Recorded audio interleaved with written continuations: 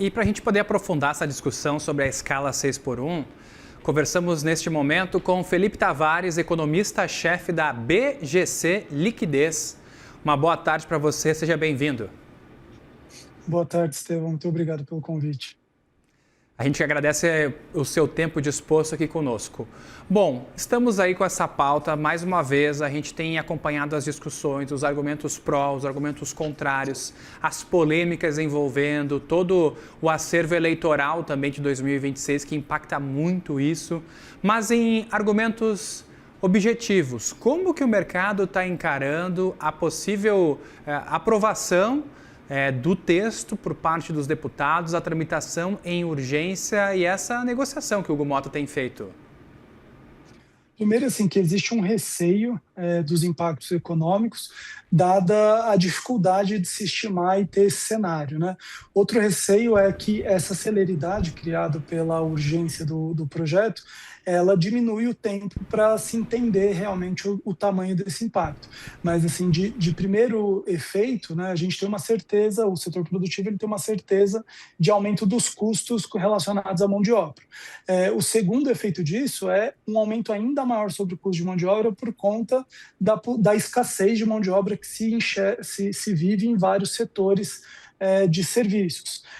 E um terceiro efeito é como que isso vai caber no bolso do empresariado, né? Qual que é o efeito sobre a margem das empresas e se isso não passa a ter um efeito adverso do ponto de vista até de empregos, porque não consegue fechar a conta e às vezes algumas empresas vão ter que fechar a porta ou diminuir ali o número de dias que tem abertos por conta que a conta não fecha. Então, todo esse equilíbrio geral da medida que é tão transversal, ele é muito difícil de ser equalizado, mas tudo sinaliza que os efeitos são muito negativos.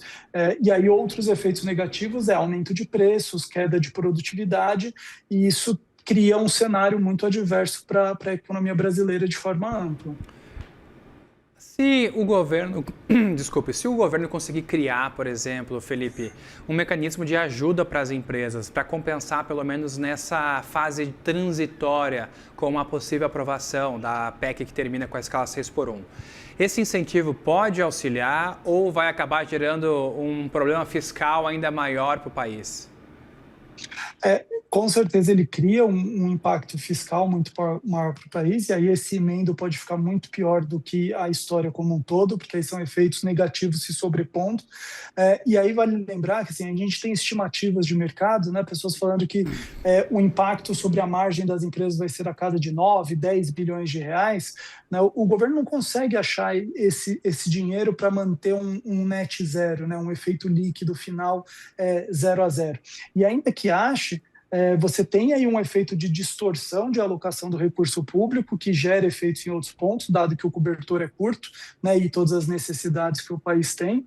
E você tem um efeito de incentivos mal alocados, porque você vai ter uma queda de produtividade, porque dado que essa conta não fecha de forma natural, isso quer dizer que o sistema econômico, de forma natural, ele não consegue gerar produto suficiente para aquilo. Então, você vai ter uma perda de bem-estar, você vai ter uma perda de produtividade. E lembrando, né, o Brasil ele precisa achar de novo o caminho de crescimento de produtividade, porque a gente tem um arranjo fiscal delicado, a gente tem uma macroeconomia hoje em situação delicada, né, dado o cenário de curva de juros e etc.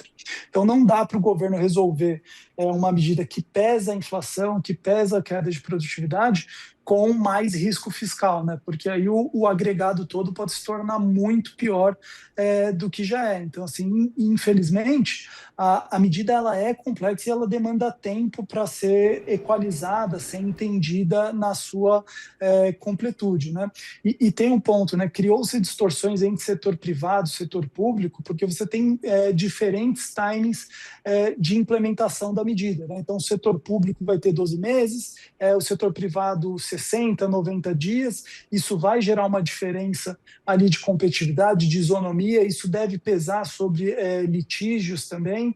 Então, o arranjo ele é bem negativo, assim, do ponto de vista, a perspectiva do arranjo é bem negativo em termos econômicos e de produtividade para o país, infelizmente.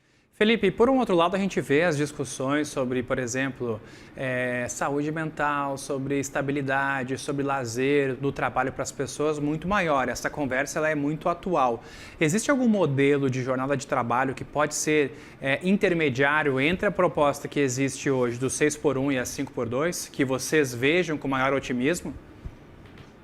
Se o que eu entendo que o melhor caminho para uma situação tão complexa seria uma flexibilização maior em termos de contratos de trabalho, né, que é até o pleito que o setor produtivo posta entra nessa conversa. Primeiro ponto se você conseguisse flexibilizar o ponto onde as negociações diretas fossem aparecessem mais, se você pudesse negociar de forma mais direta e pontual a jornada específica daquele trabalhador, etc.